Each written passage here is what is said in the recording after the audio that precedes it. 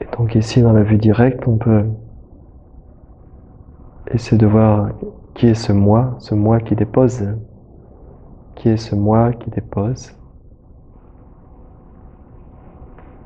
Je suis en train de faire l'exercice, je suis en train d'écouter, je dépose les histoires, je dépose tout. Et on regarde c'est qui ce moi ou ce jeu qui est en train de faire.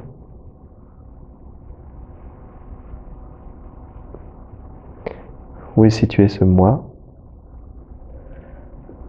Ne laissez pas le mental vous divertir, ne laissez pas le mental vous disperser. Laissez le mental poser dans le cœur. Ne laissez pas le mental vous agiter, vous endormir.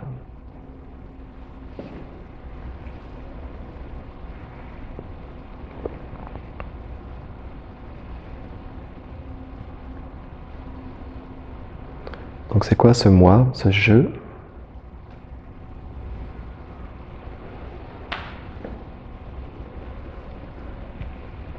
Donc on est bien ici en tant que je suis. Je suis. En même temps, si on regarde ce jeu, on peut dire qu'on est intensément là, présent, je suis. En même temps, si on regarde ce jeu, à quoi il correspond? C'est quoi ce jeu?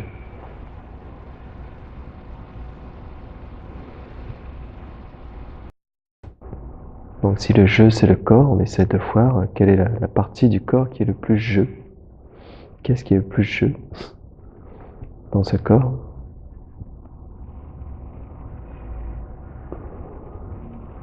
Est-ce que c'est la tête, les bras, les pensées, la respiration, les pieds, les fesses, les yeux?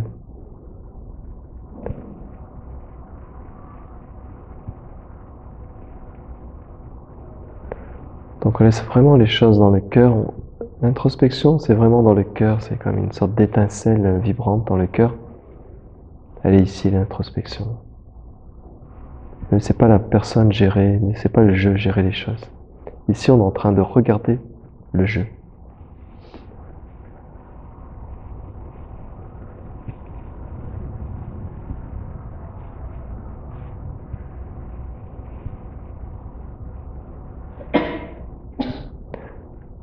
Donc, ne cherchez pas à résoudre, ne cherchez pas à trouver une forme, une identité, une couleur, une perception de quelque chose. Ne cherchez pas à trouver une réponse. Mais il y a quand même la question, c'est quoi ce jeu? Dans la question même, vous pouvez voir. Vous pouvez voir ce qui émane, vous pouvez voir le ressenti.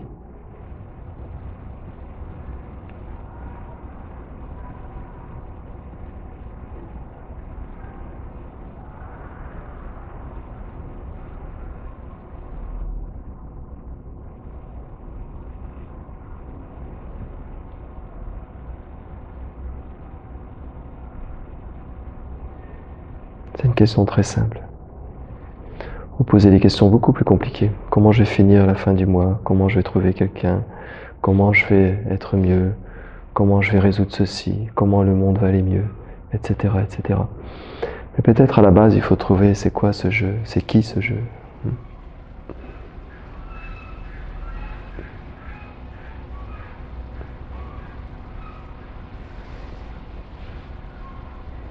Donc ça, c'est la racine des illusions, la racine du samsara, du monde du samsara, la racine de la souffrance. Et en même temps, ce jeu, c'est la porte qui s'ouvre vers la vacuité.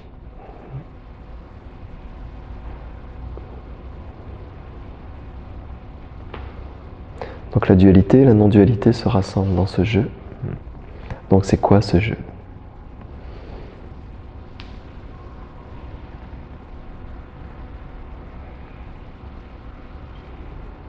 Il y a moi, moi, moi, moi, moi, moi. C'est quoi ce moi?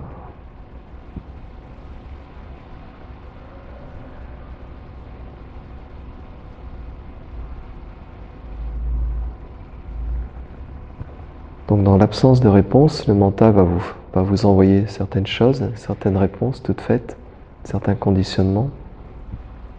Ce ne sont que des pensées.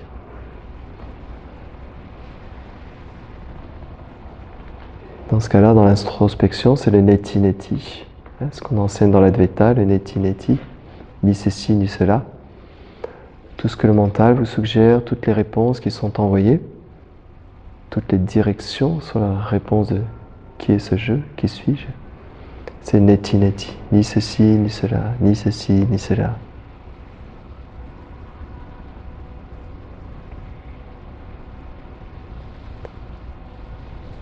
Donc c'est-à-dire que c'est l'écoute même, l'introspection même qui est cet instant.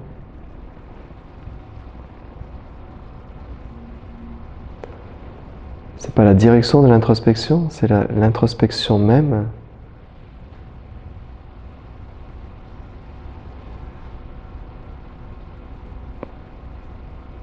qui vous fait voir le début et la fin du jeu.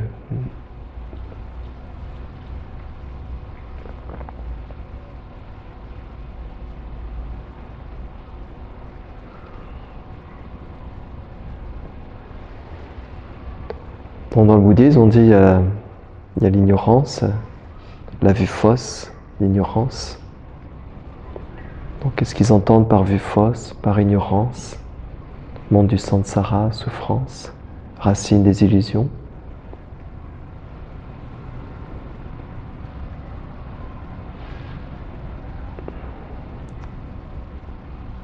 Et de l'autre côté, il y a la vue juste, la vue de la sagesse, ils appellent ça la vue de la sagesse. La libération.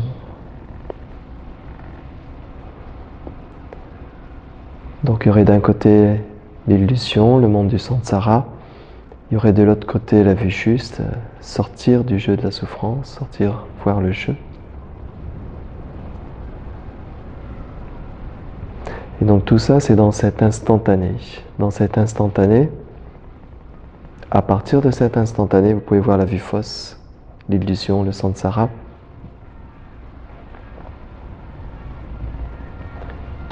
Tout ce qui peut être vu est faux.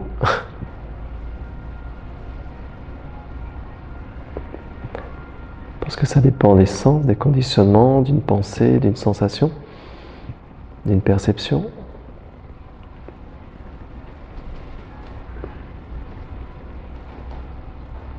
Donc on ne cherche pas à philosopher, on ne cherche pas à rejeter les choses, on est complètement avec tout ce qui est là maintenant. C'est ça là, ce qui est merveilleux. Complètement présent avec tout ce qui est, et il n'y a que présence.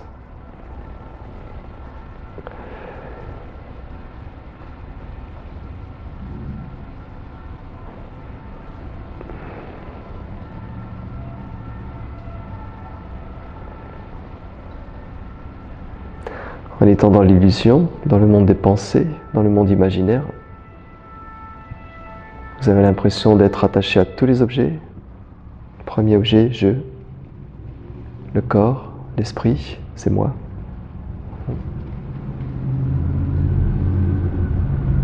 Et à partir de là, le monde se crée.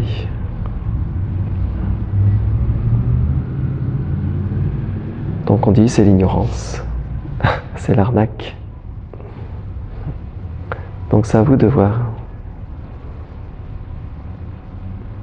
Et celui qui veut voir va aussi faire partie de la vacuité, de quelque chose qui n'est pas là en fait.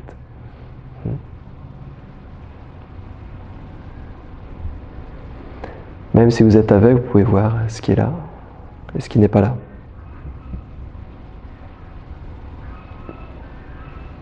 Quel que soit l'âge, quel que soit l'état de santé, quel que soit l'état mental, même si vous avez Alzheimer, tout ça, vous êtes présent à tout ce qui est.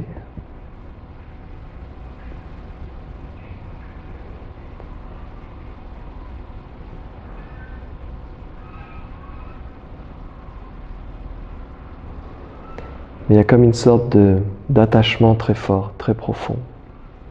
Attachement à ce jeu, à ces conditionnements, Donc le mental va trouver des pirouettes, va dire c'est la vie, c'est comme ça, c'est moi, c'est je, c'est normal. Ça, c'est les pirouettes du mental. Et donc on regarde si c'est vrai tout ça. On regarde si c'est vrai ce qu'il est en train de nous dire.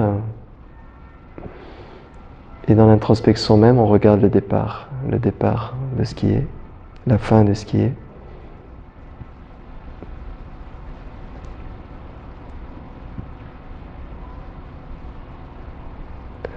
Donc tous ceux qui ont regardé réellement, qui sont partis dans les pratiques zen, bouddhistes, tous les sages, tous les maîtres, les Bouddhas, les Christ, tout ça, tous ces gens, à un moment donné, c'est comme c'est les mêmes paroles, la même conclusion. Et même dans le monde scientifique, on en arrive dans la même conclusion. Les physiciens, 99,99999% de tout ce qui est dans l'univers est un état de vide, indescriptible. Mais même en sachant tout ça, intellectuellement, mentalement, ça ne va pas, ça ne suffit pas. Il y a une résistance, il y a une croyance très forte. Et même si les 7 milliards de personnes lisent un livre en disant que tout est vacuité, que tout est faux en ce moment, on sera attaché à son jeu et on va se débattre dans ce jeu. On a besoin d'exister en tant que quelque chose, en oubliant qu'on est l'existence même, la vie même en ce moment. On a toujours besoin d'un repère, d'un objet, d'identification. Et donc à travers les mots qui sont là, on cherche un objet, on cherche quelque chose, on cherche un repère. Et là, je suis en train de vous enlever les repères. Je suis en train de vous dire que tous les repères sont faux, que celui qui cherche ne trouvera rien. Comme le scientifique, à un moment donné, ils ont dit il y a 99,9999% de vide dans tout l'univers. Donc soit c'est la panique et on se cramponne au jeu. Parce que ce jeu lui-même a besoin d'exister pour quelque chose. Il a besoin d'être une forme, d'être identifiable, d'être reconnaissable.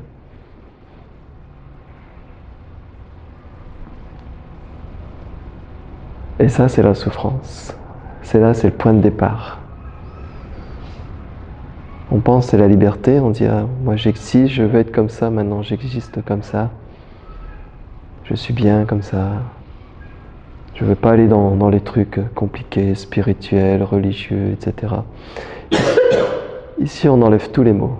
La religion, surtout. Le spirituel, on enlève tout. Les paroles, on enlève.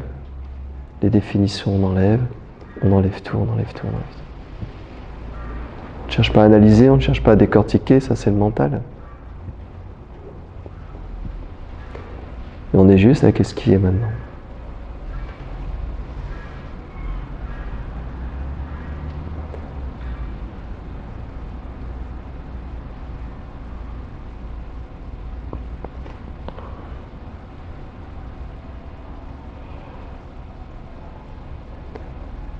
C'est pas une astuce de l'ego, par exemple, qui voudrait se retrancher par rapport aux difficultés.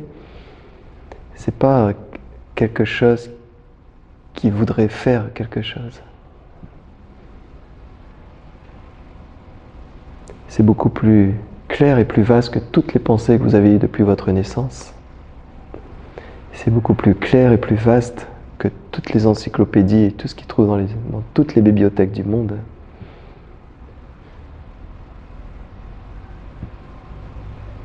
C'est un non-savoir qui englobe tous les savoirs.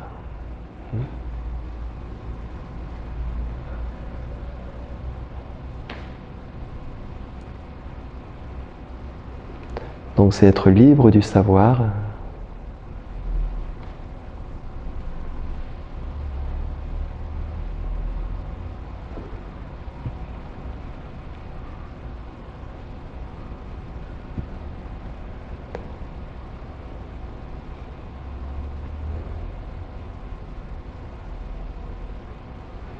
Donc ici, c'est juste voir la résonance, voir comment ça résonne.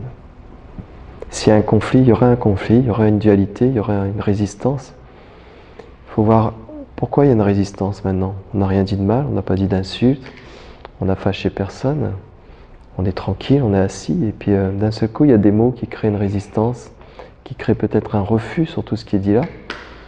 Et puis on regarde, c'est qui résiste à ça? Qui résiste? Est-ce qu'il y a une peur de se perdre dans tout ça?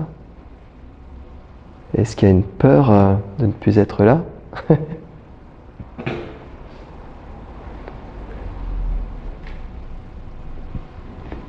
Donc tout ça, ça se met en route, tous les mécanismes de peur, de tout ça, de cela.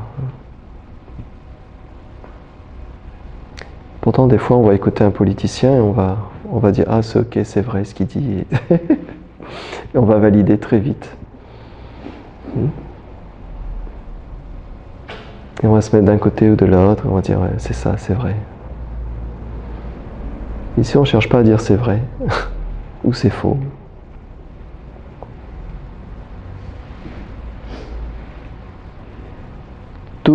Toute la souffrance, toutes les souffrances arrivent de ça, de cette illusion première, de cette identification. Tout arrive de ça.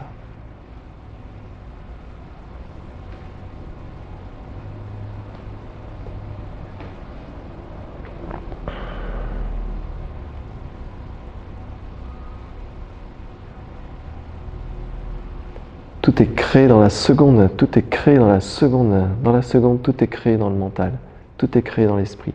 Dans la seconde, c'est la création qui démarre. Il n'y a pas de problème là-dessus.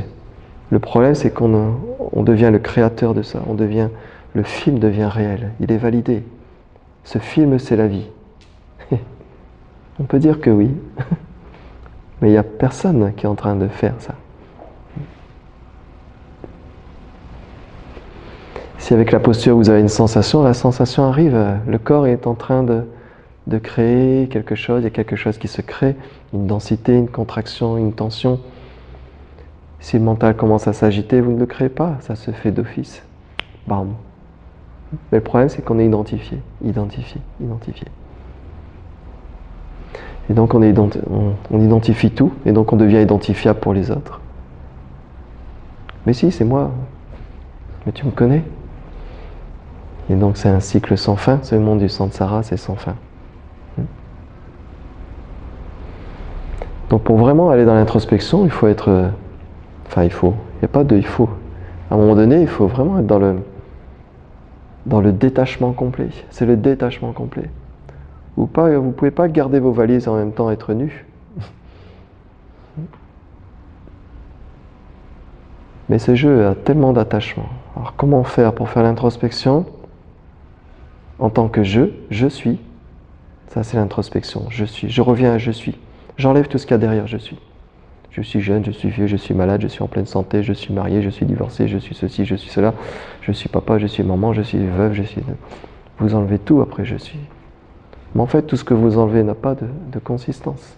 Bien sûr, on reprend tout, le jeu continue, bien sûr. On ne refuse rien. Mais dans l'instantané, vous savez ce qui est. Et ça ne se fait pas par une personne avec un effort personnel.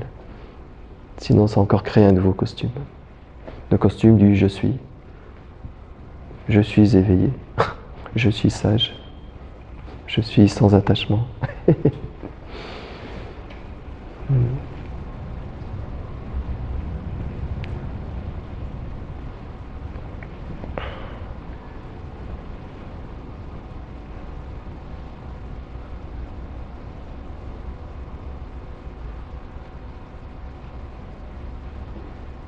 Donc l'ignorance n'est que dans le temps. La vue de l'ignorance n'est que dans le temps. Que dans le temps. Que dans le monde relatif des phénomènes, des perceptions, des sensations. La vue de la sagesse, c'est plein de compassion. Elle voit le jeu se faire. Si quelqu'un est en souffrance, elle voit la souffrance. Mais elle voit que derrière, il n'y a que vacuité. On voit la souffrance, la personne est en souffrance parce qu'elle est identifiée à sa souffrance, à son corps, à son identité. Alors il y a une souffrance. Donc c'est pour ça, dans le bouddhisme, on parle de la vue de la sagesse. La vue de la sagesse. Donc on ne fait rien pour soi dans la méditation, on ne fait rien, on ne cherche même pas à l'éveil, on ne cherche même pas à se libérer de la souffrance. On regarde jusqu'à partir de là, la spontanéité, voilà. Il n'y a rien qui est fait pour soi, c'est toujours pour les autres. Il n'y a rien à chercher, rien à obtenir, c'est toujours pour les autres. Se libérer, c'est pas pour soi, c'est pour les autres. Trouver la compassion, la sagesse, c'est pour les autres. C'est une ouverture complète. L'ego, l'identité, c'est une fermeture. C'est une croyance. On se défend, on se débat, on essaie d'exister pour quelque chose, pour quelqu'un.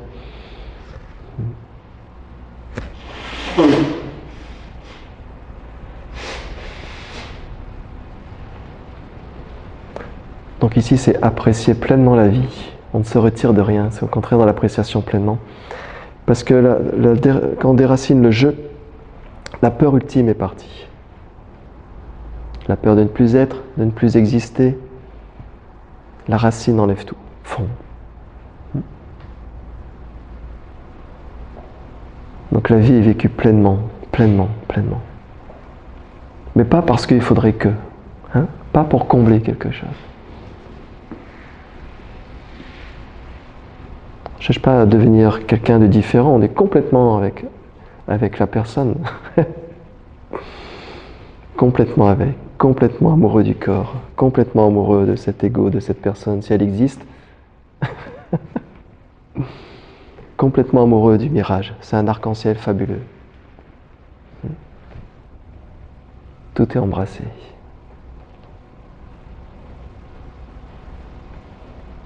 C'est que maintenant, que maintenant. Si vous embrassez en tant que personne, au bout d'une heure, vous allez être fatigué. Au bout d'une heure, vous allez penser à autre chose. Quelqu'un va vous faire un fuck, vous n'allez plus embrasser.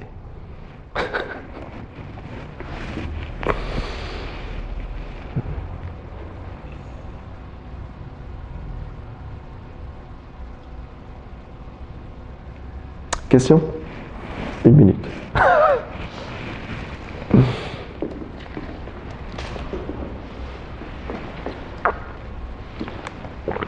C'est compliqué ou c'est dur à l'accepter?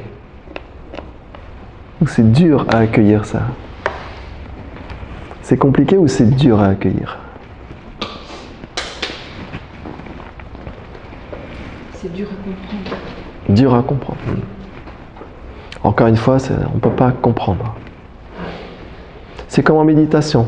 En méditation, on ne peut pas comprendre la méditation. À un moment donné, les choses se posent, les choses se calment, le silence arrive, il n'y a rien à comprendre. On va pas commencer à dire, tiens, ça s'est calmé, alors pourquoi ça s'est calmé? J'ai essayé de comprendre, j'étais comme ça, je me suis mis comme ça. Non, la méditation est en train de se vivre d'elle-même, les choses sont en train de se poser, vous vous rendez compte en fait qu'il n'y a rien qui se pose. Et progressivement, les choses s'installent, les choses sont comme ça. Je ne cherche pas à comprendre. Vous regardez un coucher de soleil, oh, c'est merveilleux. Vous ne commencez pas à sortir l'encyclopédie, la rotation de la Terre avec le soleil, etc., etc., etc. C'est merveilleux. Méditation, c'est merveilleux. Les mots qui sont là, les mots qui sont dits, on ne cherche pas à comprendre. Comme si vous regardiez un coucher de soleil, mais peut-être vous regardez un tsunami en face de vous, un tremblement de terre peut-être. Soit c'est un coucher de soleil, soit c'est un tremblement de terre. Soit vous voyez tomber dans un vide, dans un gouffre. Hein? Et donc vous résistez, vous essayez, vous dites, ah Bruno il m'emmène dans quelque chose, oh non, non, ça c'est... Hein? Mais quoi que vous percevez, que vous regardiez, quelle que soit l'image ou la sensation, ne l'interprétez pas, elle n'est pas réelle. Si vous ne comprenez pas, n'interprétez pas l'incompréhension. Soyez complètement dans l'incompréhension. Si ça commence à être angoissant, soyez complètement avec l'angoisse. Regardez l'angoisse. D'où elle arrive? C'est quoi ce truc? Hein? Et puis observez, regardez. Et le mental va dire, oui, mais c'est facile à faire, tu dis comme ça, mais moi je suis vraiment angoissé, et le jeu reprend le pouvoir. C'est moi qui suis angoissé. Hein? Et vous voyez bien que vous n'avez rien eu besoin de faire sur une émotion, ça arrive spontanément. Hein? Tristesse, angoisse, joie, colère, c'est un ensemble de choses qui, au moment où le corps se manifeste comme ça. On ne cherche pas à être quelqu'un de zen, toujours en prière, toujours sans émotion, sans rien. Au contraire, toutes les émotions sont là, elles sont à fleur de peau. Mais il n'y a pas de propriétaire. C'est ça le millimètre, la vue qui change entre l'ignorance et la vue de la sagesse, ou l'ignorance et la vue directe. On a l'impression qu'il y a tout un travail à faire. Il y a 1 millimètre, il y a un voile, il y a un déclic, et d'un seul coup, poum, ça se révèle. Et après, tout ce qu'on vous dit, et tout ce que le mental, et tous les réflexes du corps, et toutes les émotions, et tout ça continue à être pleinement. Mais dans l'instantané, c'est vu. Dans l'instantané, c'est vu. Mais souvent, on n'est pas dans l'instantané, comme dans le Qigong. Je vous dis, essayez d'écouter ce qui se passe dans le présent, restez dans le présent, percevez, restez dans l'écoute. Tout ça, c'est nous amener au présent. Pleine conscience, toutes ces choses-là, ça nous amène au présent. Mais souvent, il y a un déclic qui se fait, mais ce déclic est ok. Tout ce qui se passe, on ne peut pas refuser les pensées, on ne peut pas refuser les émotions, on ne peut pas refuser tout ce qui arrive. On ne peut pas refuser tout ce qui se passe dans le monde. Mais voyez ce qui est réellement là. Mais pour ça, il va falloir lâcher ce que vous avez tenu pendant 10, 20, 30, 40 ans, 50 ans. Dans le bouddhisme, on parle des vies antérieures, de la loi du karma et toutes ces choses-là. Et tout ce que les autres tiennent sur vous. Parce que les autres ont aussi une perception de réalité sur vous. Et c'est comme ça se renforce. Prenez une star, tout se renforce. Je suis ça, je suis ci, et les gens m'aiment pour ça. Donc à un moment donné, lâchez tout. Jetez-vous, soyez libre et regardez ce qui est là. Pour ça, souvent je parle d'être libre du savoir, sans connaissance. Ça, c'est la liberté.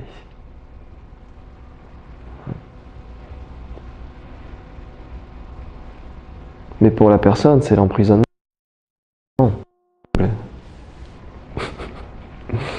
C'est diabolique, c'est maléfique, c'est la folie.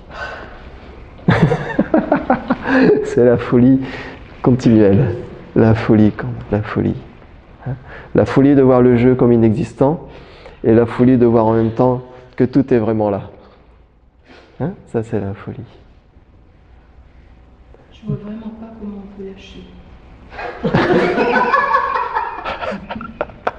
T'as la réponse derrière? J'ai pas de mode d'emploi. Il n'y a pas de mode d'emploi? Il n'y a pas de mode d'emploi. D'un point de vue absolu, il n'y a rien à faire. D'un point de vue relatif, tout est à faire. Boum, bang, tchong, encore une impasse de Bruno. Ne regarde pas comment tu peux lâcher, regarde celui qui veut lâcher. Et merde, encore une impasse. Non, c'est mieux. C'est mieux. Cherche pas à être c'est mieux. Ça doit être de pire en pire. La recherche doit être de pire en pire. Faut pas que ça aille mieux. C'est plus clair. Ouais. Et ben reste avec ça. Reste avec c'est plus clair. J'ai énormément de compassion pour les autres, mais pour moi, j'en ai pas. Comment tu fais de la compassion pour moi? Commence par toi-même. Commence par la compassion envers toi-même avant de faire pour les autres. Je sais pas faire. La compassion envers les autres, elle se fait toute seule. Il faut que tu sois déjà envers toi-même complètement compatissante. Sur une émotion, sur une tristesse, sur un manque, sur un désir. Il faut que tu aies une compassion énorme sur tout ça. Sur tout ce qui t'arrive, sur tout ce que tu voudrais que ça arrive. Tout ça, il faut avoir une compassion énorme. À partir de là, tu peux avoir de la compassion pour les autres. Ou sinon, ta compassion sera limitée ou dirigée. Mais bien sûr, en entendant, tu peux être OK avec tout le monde. Il faut bien sûr, dans cette introspection, être dans une voie de sagesse, déjà à la base. On ne peut pas faire la guerre et en même temps s'entraîner à la compassion. Donc la compassion, ça démarre pour tous les êtres vivants, tous. Hier, il y avait un moustique dans ma cuisine, je me suis arrangé pour le mettre gentiment dehors. Parce que lui aussi a besoin de vivre, il va essayer de s'échapper. Si vous faites il va essayer de s'échapper. Hein? Donc à un moment donné, vous savez qu'il est comme vous, il cherche aussi à exister, à ceci, à cela. Hein? Et peut-être à un moment donné, il va être très chiant la nuit. Et là, ça devient votre maître, ça devient le Bouddha. Il va vous faire travailler la patience. Il va vous faire travailler votre compassion. Mais peut-être à un moment donné, vous allez prendre la raquette. Je reprendrai ma compassion demain. Hein? Mais il n'y a pas de problème là-dessus. On ne peut pas résister avec la vie. À un moment donné, il faut être noyé complètement dans la vie. Hein? Mais souvent, ce jeu, il est toujours en train de faire des brasses pour aller quelque part, pour aller avoir la tête plus haute, etc. Hein? À un moment donné, il faut vraiment complètement esquiver. Ça marche? On fait le salut.